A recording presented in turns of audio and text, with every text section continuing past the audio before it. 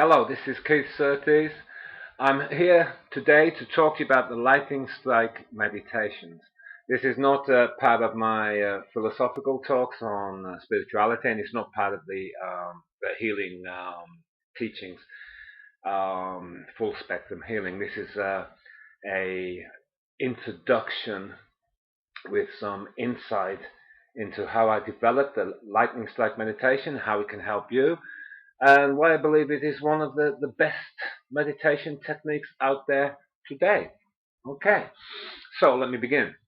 Many years ago, I began to study. The first thing, I'll take you back to 14 years old. I began to study yoga, but I couldn't find teachers, and I studied those from books, yoga, sanyas, meditation books. I then began to read the Buddhist books of Christmas Humphreys, who was a devoted scholar of Buddhism. At the same time, I was very interested in Teilhard de Chardin, the Catholic mystic, and I was brought up in a Catholic school, and I had the religious education that most Catholics have. So I began to search due to certain awakening experiences in my life, how to stay awake, how to find the initial lightning awakening that I received, and how unconsciously I was searching for this, and later consciously, how to give that experience to other people. So I left my hometown of Workington and went to Bournemouth, and there I began to absorb myself into spiritualist mediumship and spiritualist healing. And I read books at the Christian Science reading rooms, and I got involved with the teachings of the Science of Mind, which is a positive thinking Christian-based group. And generally, I was exploring my own spirituality, not with a aim to be a teacher or anything else, but I began at a certain point to want to be a healer. At the same time, I began a deep interest in meditation. So the healing led to my work with the healing of thousands of people and my teachings in healing. And the meditation I used always as part of my teachings. I taught people in private sittings, and I taught meditation to my healer groups. And I talked about meditation in the various places that Fiona, my wife, and I traveled to: Iceland, Norway, Sweden, Belgium, Holland, England, etc. And as I began to do that, I began to realize that sometimes the meditations were reaching much deeper, and sometimes they were just skimming the surface. And then around about 1990, Fiona and I began to open up our small groups of pupils to other teachers, and we had people that came from all over England at first, for living in Margate. And those people came and they talked about various meditations. For example, from the North American Indian type of shamanic teaching, from Buddhism, from yoga, and from other New Age systems. And I began to realize that a lot of this was hypnosis. At the same time as we were doing this, Fiona was studying deeply, and for quite a few years, hypnosis and self-hypnosis, how to teach self-hypnosis. And a lot of the meditation courses on offer with this type of hypnosis, they are relaxation, body relaxation, guided imagery, imagery where you create a sacred garden, or you link to particular angels, or you link to your guardian spirit, or etc., etc. Now, I also began to have a little cynical feeling, not mind, not a thought, but a feeling about these things. They didn't seem to get the results promised on the CDs or promised by the teachers. They had a certain lifetime. For example, the person would meditate and link with their guides, or get into a certain particular hypnotic state, and they would come out of that. They would feel good for half an hour or so, but I noticed that there was no deep, true transformation taking place. These meditations were like sweeties, goodies, candy, to the mind of the person. They created a feeling, but they didn't create a long-lasting, deep structural change in the person's life. So, in my practice, in my work, over the years, I've been seeing thousands of people, and they come to me with real, genuine pain. They want to do something with their life. They either have pain in their body, or they have repeating patterns of emotions, or they have destructive unconscious tendencies that destroy their friendship, their families, or their relationship with the opposite sex. They have picked up personal unconscious programs from school, from religion, from their parents, or from the education or programs given to them by political parties or whatever. And these are deep level emotional patterns that are sitting within the stomach and sitting within the bodywork and sitting within the energy field of them. But they identify themselves with the pattern, and they have made up their personality along the lines of what the programs they've absorbed called good or bad. So they're making up not just their mind on many things connected to these old programs and these old patterns of emotion, but they are actually ruling their lives in unconscious ways due to following unconsciously the patterns of these programs. I really began to see that, and I also began to read a lot of stuff connected to debriefing people. When Fiona and I worked in Iceland, there was a group that some of you will remember called the Moonies, and the Moonie was the Moonie was a man, I think a Korean man, who called himself the New Jesus, and they went all around, especially in the 80s and 90s, the world, converting people, ripping people away from their families, taking them back to the center, totally brainwashing these children and youth, and sometimes older people, into the belief that, was it Kim Jong-sun Moon or something? I can't remember his name now, but it's hard to remember Eastern name. But that this man was the new Messiah. And these techniques of brainwashing and programming aren't just used by this group, but they're used by, of course, people like Jehovah's Witness who split families up. They're used also by evangelical movements. But sadly to say, they are also used by New Age cults who take people in and get them to see the world in a particular connection to ascended masters or certain angelic hierarchies, etc. And these are seen as New Age. And I began to see, and I think you can look at this, there's nothing New Age about them. They're the same old religious bull that I was given in Catholicism.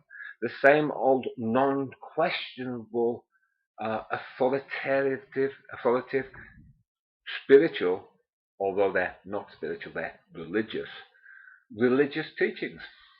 How can you question something that is channeled by the Archangel Michael or Metatron or Raphael?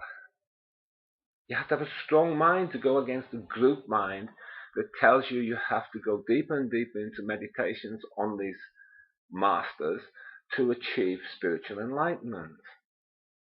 Well, I had a different journey. By the time I left my hometown of Workington, I was looking at the spiritualism, met spiritual mediums. I was looking at guidance from the spirit world, but I also deeply devoured the books that were written in English about Tibetan and Zen Buddhism. And particularly, I began to make contacts with Tibetan Buddhists, and I went on a few retreats in Scotland and in England with Tibetan Buddhist meditation teachers. And then I began to see that what the Buddha said, that we create everything through the mind, i.e. the images that the mind gives us gives us creates certain feelings, i.e. the mind creates a mindset, but it also creates emotions. It also creates a personality. So everything is created by the mind. And yet, if we don't escape the mind and we don't escape the old patterns we've created, we always get what we've always had. We cannot escape. I cannot be someone else if I always run patterns of thoughts and emotions and habits connected to those patterns of thoughts and emotions in the present moment. I must, in this now moment, find a truly new perception. Now, it's new to the personality, but it's not new to the deepest level of my beingness. The Buddhists call the inner core your beingness. Now, the beingness is not defined. It's not really called spirit. It's not called anything but the center, the being, or the awakened consciousness. They give these kind of names to it, but they don't put a term on it which classifies and holds it too tightly. So the meditation I began to develop was very much influenced by the Tibetan experiences I had, but it was also influenced by using techniques from Zen and Tibetan Buddhism and certain what we can call non-dualistic Hindu teachings and meditations, and using those and mixing it with what I found useful in Christian science and the science of mind, positive thinking stuff, and on the trial and error of working with, over the years, thousands of people and seeing which techniques worked. And they all work to a certain extent, but work most directly and most powerfully. Now, the other aspect of this was the feeling I got for how energy in the mind and then the emotions works through the body. And how I developed that was not so much connected to sitting still meditation, but work I did within Aikido, karate, and many years Wing Chun Kung Fu. And later, when I found those hard martial arts more difficult, Qigong practice that helped me to sense deep flows of consciousness within my body. And then over the years, with these people who came to our house, Fiona and I had many groups came, other teachers came, I began to realize that there was a trap in these hypnotic type guidance meditations, that they don't really take us into the core energy, into the beingness. But what they do is they give the personality of the pupil a kind of psychological candy. And this candy is addictive, the same as white sugar or Coca-Cola or alcohol, and many other substances can be addictive.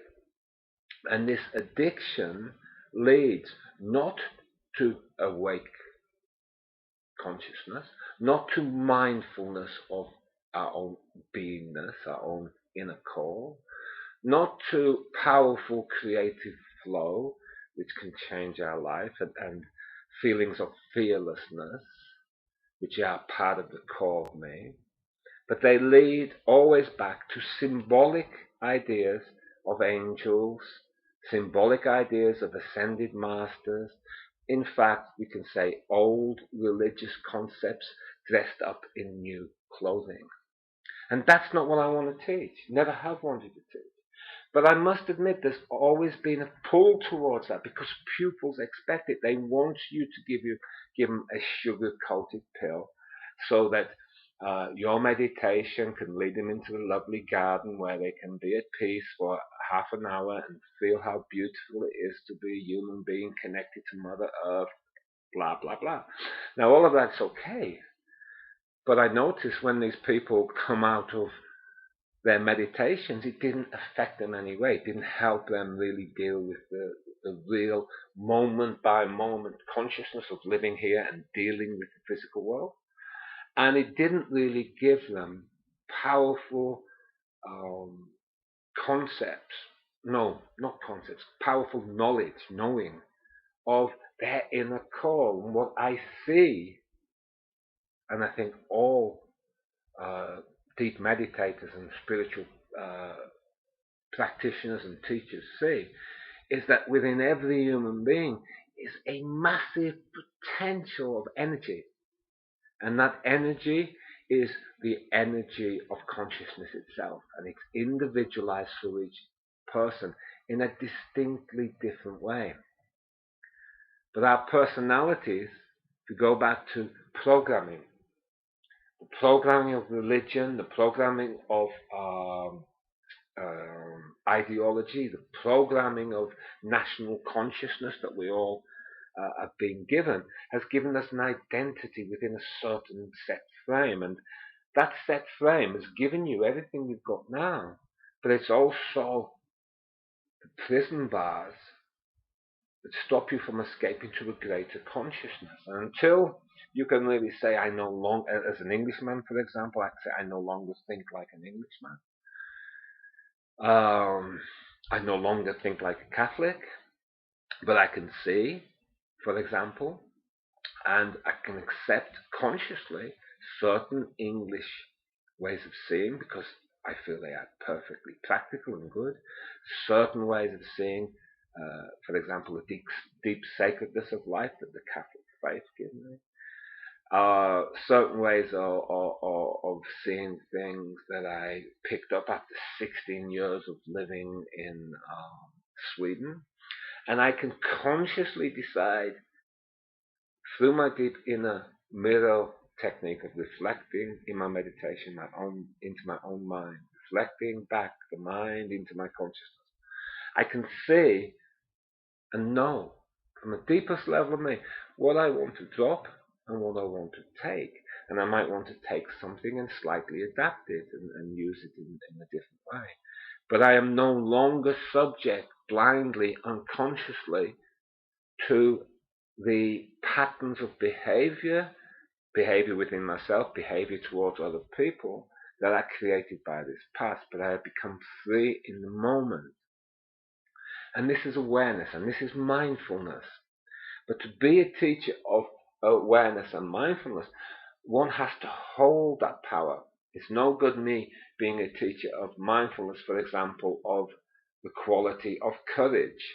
If I've thousands of dreams given to me and visions in my meditations, but I've never had the courage to accept that fear and just go and do it. So, for example, when I left my hometown of Workington, I was told Workington was the best town in Britain. It was wonderful, beautiful mountains behind us, the sea and Scottish mountains over there, and in the very far distance, the one mountain on the Isle of Man, and on a very good day, we could see the mountains of Mourne in Ireland. And it was a peaceful little backwater. And I was told that this was wonderful. I was told as a boy that London was dangerous, the south of England, Birmingham, the big cities were dangerous. And yet from 4 or 5 years old, the inner core of me called to me to make journeys outwards. I had fear. And this is the awareness I get people to understand about within meditation. It's okay to feel the fear, look it in the face, sense it, taste it, know what it is. Because when you know what your fear is, then you begin to see it for what it is, which is a concept, an idea, an emotional reaction. And you might not, through your awareness meditation, get rid of all fear. I haven't. It is part of me, but I never allow it to stop me from moving forward, and I will not let fear be my guru, my teacher.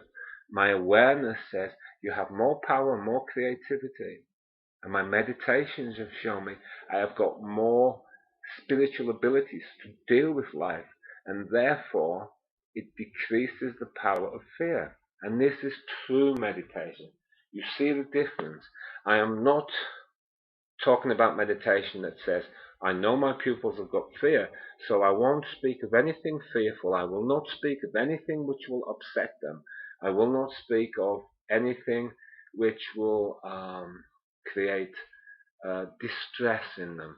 I will lead them to visions of nice gardens, visions of the beautiful guides, visions of angels, and I will feed them that on 4 days of a course, and they'll go away feeling, oh, rested. Rested? I could get them to lie on a beach and just breathe and rest. We need more than that for meditation. You can also see, if you really think about that, that type of meditation we can do for 20 or 30 years and we can hide from things. But because it's not awareness and the real mirror of the mind technique, which I teach in my lightning strike meditation, because it's not that type of meditation, the pupils can avoid all conflicts of the various programs they have from the past. And I, as a teacher, am giving them sugar-coated pills. This tastes nice. And they can then tell me about all of the beautiful things that's happened in the meditation. Now, I have used those techniques myself. I've used them because they're expected.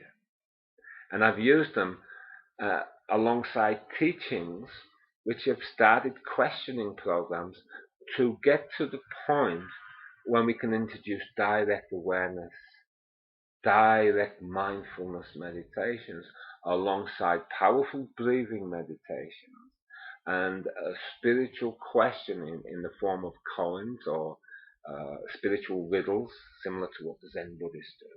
And then I introduce these energies in the meditations which begin to question and poke a little deeper in the personality. Because when you go to that level, you're beginning to achieve a true awareness where we're saying, we're not saying, let's meditate on a nice thing here. We're saying, what's in you, really? What are you? What are you? What do you have within your heart and what do you have within your mind? And what are you hiding from? And what are you afraid of? In the meditation, we say, let it all out. Let it come to the first surface. Let's see this world within you and your true way of feeling of the world, your fears of the world. Let's see all of these energies arise. Your fear of relationship, your fear of men, or your fear of women, or your fear of being dominated by your mother or women or your father and men. Let's bring this right out into the meditation. Let's release this in the energy field and in the body. And let's look at it. Let's bring it into the meditation in this moment. The total you. The fears, the hopes, the joys, all of those things. Let's bring those deeply into your consciousness now. Let's not hide dark pieces.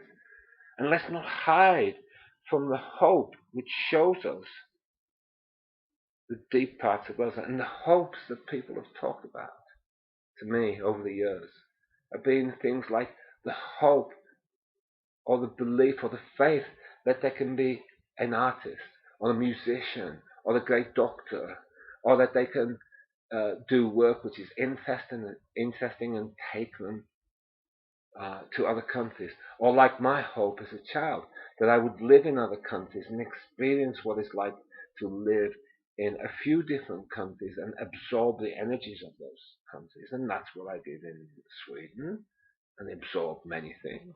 And that's what I'm doing in Spain. And I hope within 5 years to speak fluent Spanish and take a trip when I'm 60 years old with Fiona, if she wants to come. If not, I'll go by myself, but I think she won't come. And to go through Mexico, Colombia, Peru, Ecuador, and be able to speak Spanish to people so I can find places that you wouldn't find unless you have a knowledge of the language. So I will do that. And I will do that even though I have fears that I can't maybe learn fluent Spanish. Although I'm doing okay, it's a slow process. So, you see, there's a vision that comes from deep within the beingness of me. I would like to explore not out of books, the old spirituality that comes from the South Americas, the old native spirituality. Now, of course, I can't learn 20 different native languages, but in all of these tribal places, there are people who speak fluent Spanish, so I can communicate and get the feel of their thoughts, their ideas about time, their ideas about time cycles, awareness, and I can study directly due to having a common language the spirituality of those people. And maybe that's the only reason I'm in Spain, that it will provide for me the tools of a language to take me uh, on a spiritual quest that I've often dreamt of. Now, what I've met in my practice, in my readings, my personal coaching and healing therapy sessions, and also in the work of Fiona and her actually many times wonderful ability to move people forward, what I've learned is the hopes of people. And what I saw in my dear wife's work, Fiona, is that often, if I go back 5 or 6 years, she was getting far more effective therapy and spiritual diagnosis and spiritual reading effect. In other words, her people were actually often, and it pains to say this, but but they were actually often moving ahead much quicker than mine. So I began to go on her workshops more, listen, sit in the background, not say much. And I began to ask if I could go on certain one-to-one guidances and sit quiet. And what I noticed about Fiona, she has a very strong, powerful personality and a very direct way of approaching things. She was like the Zen stick. Whack! Wake up. And although I had that approach, sometimes I had an emotional pattern from my training of the past, which was more connected to being diplomatic and nice and don't say this and don't say that, that made me not be able to use the stick. So Fiona was this whack, boom, and the person had a flash in the head and she was beginning to awaken. So I learned from that. And I had a tiny stick and I was going tick, tick, and it took a long time for them to begin to wake up. So I began to apply some of the techniques that Fiona was using in her work into my meditation and healing teachings. And through the combined knowledge of her spiritual history, which I hope she will one day tell people about, and her training and her journey through life, and my own experience, I began to incorporate quite a lot of her techniques and teaching, especially this direct approach, into all of my courses, into my full spectrum healing courses, my therapeutic healing touch, into my workshops, one-off workshops, things like past lives, karma, working with emotions, some art workshops where we're working with abstract art to release direct creative expression. I began to use this in those courses. All along this journey, I was teaching meditation, but I taught it as parts of other courses, as a technique. And then a couple of years ago, I got a direct experience and a really awakening meditation, one of those ha-ha meditations where suddenly a lightning strikes the mind and heart of seeing. And I saw in that instance that I should teach meditation directly, and that I should formulate and systemize the levels of and types of meditation that I taught through many, many years, and that I should cut out of that some of the techniques I used in the past in my healer classes and in my other workshops and the other work I've done in different places. And combining the wonderful techniques that I saw Fiona using, the teachings I got off various other good teachers, my own personal guru, and Fiona's also for a while, John Shalon's, his direct approach, with my own particular structure of beingness, my own individual beingness, combining it in my way, I began to apply this more in my readings, etc. And people began, in the last few years, people moved quicker. They began to enlighten quicker. They began to awaken quicker. So the lightning strike is a combination of this journey, a combination of this learning, Tibetan, Zen, and esoteric stuff, and the combination of my own awakening and an observation of the pathway of many of our pupils and people who come for one-to-one guidance. And I put this together into a powerful technique of breath work, certain meditation reflections, sensing the body, working the body, awareness of, bringing awareness of why. Why do you say that? Why do you think this way? The programs, the blocking patterns, etc., which block the consciousness, the self-pity, the blame, the programs that allow us only to see a person in a particular way. For example, if someone gets angry, sometimes that's bad.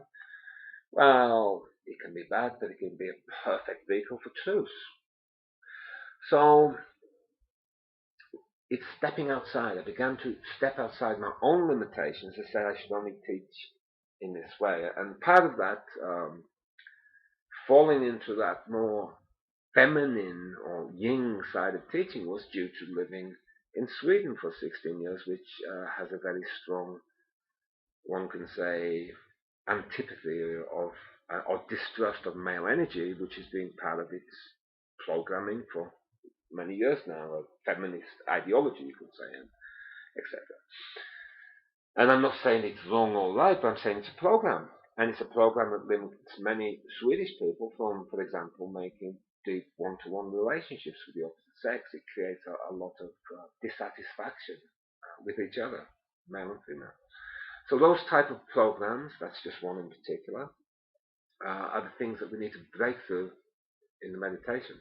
Of course, no one can teach you how to break out unless they've broken out their fears and their programs. So it's no good going to a teacher that has read a few books about mindfulness or been on a course about mindfulness, but hasn't done the many years of practice, and it is many years, that brings a toppling down, a destructuring of their personal patterns and their personal programs.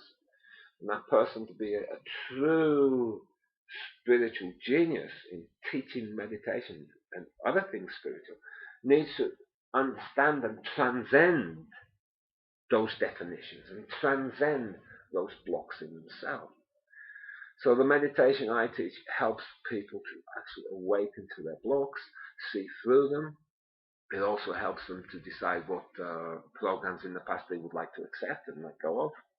It also helps them to feel the extreme power of the inner core of them and achieve a consciousness of how it moves in our life, how that consciousness of my pure intuitive beingness works in my mind and heart, and I can see and be aware of in the moment as I'm talking right now, my hopes and my fears. It gives us a more realistic understanding of fears as patterns of energy that we've been addicted to unconsciously. And how those fears dictate everything about how we see our life. It was a massive, difficult task for me to move south from North England when I was 19 years old. No, 18. I hitchhiked with my family on the roadside from North England to the south, and every fear came up as I went south. The fear that, I had this northern accent, people laughed at it, sometimes people didn't understand it. I had the fear that I was just like a big fish in a small pond. I was kind of well known in my town, and I went to a town where no one knew me. The fear that I was somehow not able to deal with different thinking, Most of my town in the north is Labour, kind of unionised, left-wing thinking. I went to a big town, Bournemouth, which had many, many different ideas. So I met people who were out and out individualists who believe that if you've got creative talent, that you shouldn't be taxed highly for it and kept back for that. You should be allowed to benefit from your creativity. And I met various gurus, the Hare Krishna people, spiritualists, whole shades of different people who were on their own personal pathway and taught it. And I had to look at this great big shop full of goodies and decide which ones were good for me, or which ones would just destroy my teeth and my spiritual stomach, and were just giving me candy, but nothing real. So my own process of feeling out and finding out led me to this point of teaching now, where I can quickly work through new teachings or books that I read or teachers that I see. I can see the energy field and feel what's going on in them. And I can decide what to work with my pupils, and to say whether I'm doing a healing course or a one-to-one reading. I can analyze, feel, sense, and see the various chakras. And I'm not going to explain here what the chakras are. Most of you watching this will understand. If you don't, get a book about it, because it's a long process. But I could see into those chakras. I could see the patterns which were blocking, the patterns which are holding back. And I could use all of this in all of my practice. The one thing that was missing was that direct approach, that Zen sword on the head that went bang and created the lightning awakening. And my dear wife and co-worker Fiona, and the observation of her success and how she moved people forward, made me realize that sometimes I was diplomatic and I was going round in little polite circles. I was aware that being direct made sometimes the pupil hate you, or made them think you were rude, or in my case, being a man and male, what do they call it in Sweden? Oh, everywhere. Male chauvinist, the chauvinistic ideas that a man with any power must be a male chauvinist. And of course, that's bull. Men should be powerful, women should be powerful. But there's reactions to that, and I was careful not to step over certain lines. But now I realize that's a mistake. One must be direct in one's teaching. One must approach meditation techniques with a direct power. Now that's the active side of the meditation.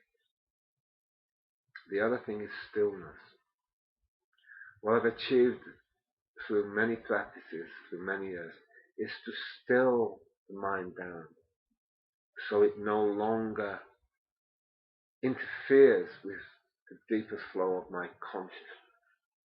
And with that stilling, you still down the feeling of fear. I'm not saying it stops, because that actually would be a lie. But you feel it, and you feel it has less and less power. And you feel in the vacuum of the stillness a tremendous power of beingness in this very moment. And all programs or ways of seeing the world begin to be seen in your deepest consciousness as fragmented, that someone else is collective, is someone else is poison. You begin to see this, that the Catholic Church and its collective religious grouping is poison to other people, and that the collective idea is great as an idea, but one person's collective is another person's problem. So you begin to see these groupings that actually, although they're idealistic and are supposed to be good, cause differentiation. And if you want to understand this more, then I would guide you to certain teachers like Krishnamurti, Yidai Krishnamurti, and others that talk about this. But just let it be said that if I have deep programs in me, and I meet you, and you have deep programs, but those programs are different, even though we might be at the core connected and could love each other deeply and share our lives together in If you're a male, you can be a good friend of mine, and if you are a female, you can be a very good friend of mine too, because I have a wife. Then you can see how these programs separate humanity. But the direct consciousness that we achieve in these meditations really open the heart chakra. So we can see those differences, and we can discuss them, and we can even argue about them passionately. But it doesn't matter, because we love and respect each other. We maybe don't respect each other's personality, ideas and emotions, but we respect the inner core, and it doesn't matter if you don't see my world exactly the same, and it doesn't matter if I don't see yours, because deep down inside my awareness and mindfulness of the moment, I love you. That's going beyond,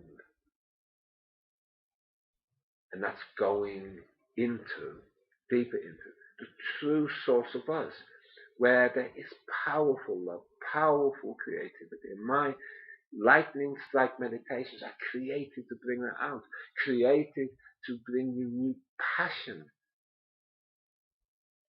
And if you are someone, for example, who, as say you're a woman that's been through many relationships, and you feel a love for another man, and you're frightened because it's never worked in the past, or this man is from a different culture from you, or he has a different political view, or he's radically creative in ways you don't understand, then your program will push him away, and you'll have to wait again for someone else who fits the same mental patterning and programming of your past. Can you see how our lives are screwed up by this all the time?